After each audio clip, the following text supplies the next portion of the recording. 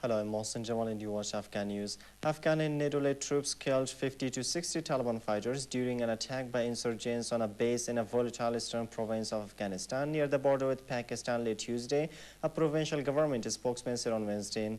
The NATO-led International Security Assistance Force confirmed there had been an attack on a base in the Barmal district of eastern Paktika province. Mukhlis Afghan, a spokesman for the Paktika governor, put the number of Taliban fighters killed at between 50 and 60. An ISAF spokesman said a large group of insurgents attacked the ISAF base using small arms and rocket-propelled grenades into ISAF troops for Bag, causing significant casualties among the insurgents. He said 2 buildings used by insurgents were destroyed in the fighting, which included ISAF airstrikes, but said there had been no reports of civilian casualties. The Taliban militants have not commented on the issue yet.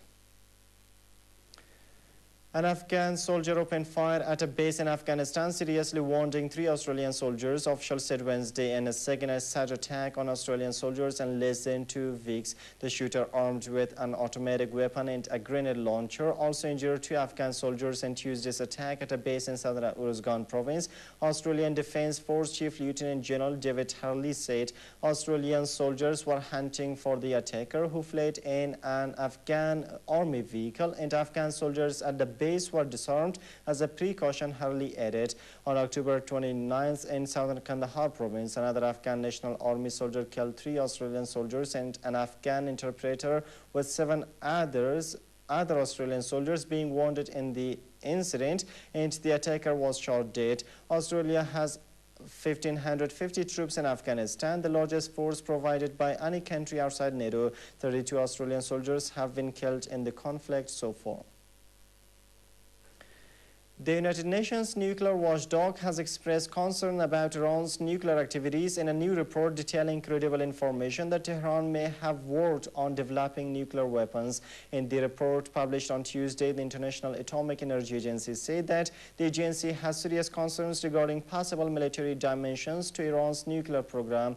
The agency also said its information revealed that prior to the end of 2003, these activities took place under a structured program and that some activities may still be ongoing. The Vienna-based agency said it possessed information on Iran's work on the development of an indigenous design of a nuclear weapon, including the testing of components. The IAEA, whose board could decide to report Tehran to the UN Security Council next week, called on Iran to engage substantively with the agency without delay for the purpose of providing clarifications. Iran, which says its nuclear program is peaceful and which has been hit by 4 rounds of UN Security Council sanctions, dismissed the new IAEA report, saying it was based on falsified information. The Arab League is to meet with members of the Syrian opposition a day after the UN said at least 3,500 people have been killed since the country's uprising began in March.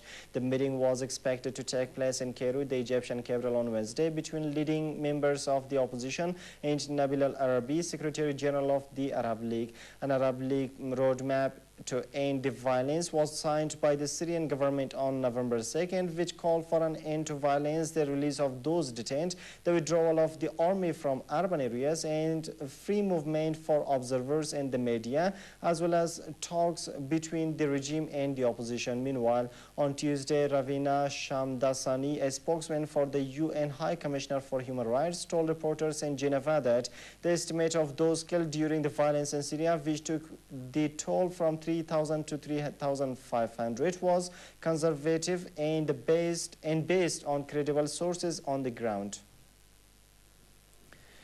Vital flood relief efforts for 5 million people affected by floods in Pakistan's south could be cut because of a shortfall of foreign donations. International aid groups have warned less than a third, about 27% of $357 million floods appealed by the United Nations for 2011 has so far been made.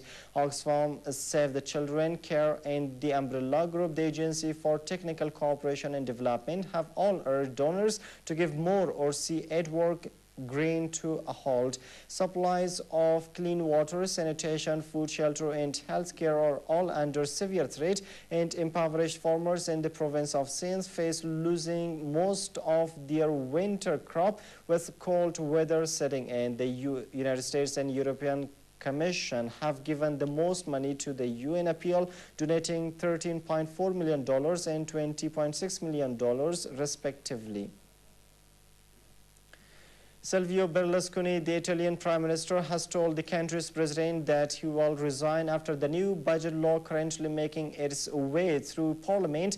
It is approved, the head of state's office said in a statement. The budget law is expected to be passed by the end of this month, but its passage might now be accelerated.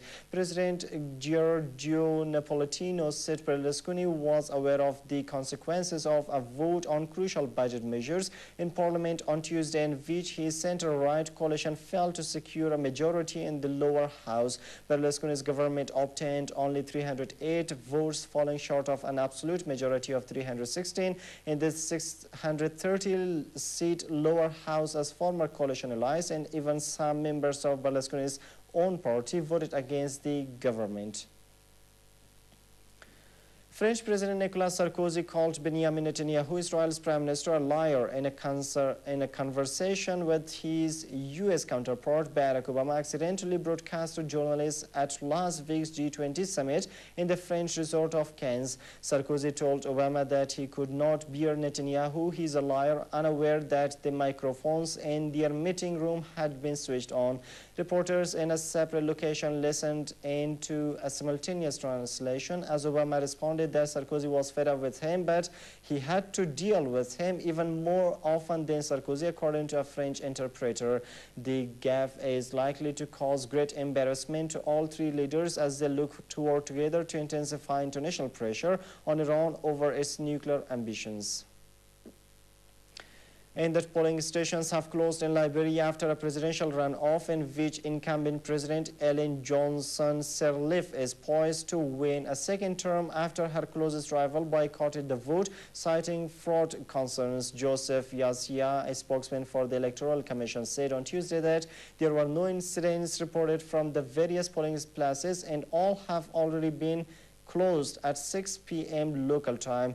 Yasia said he could not yet comment on the voter turnout, but news agencies had reported earlier that the effect of the boycott by Winston Tubman of the Congress for Democratic Change was evident in the visibly reduced voter queues. Human rights group Amnesty International on Tuesday called for an independent and impartial investigation into possible human rights abuses during the election period after several people died in clashes between police and opposition supporters in Monrovia. The poll was preceded by violence on Monday in Monrovia, but about 4,500 polling stations opened as scheduled on Tuesday. And that's all for now. Thanks for staying with us.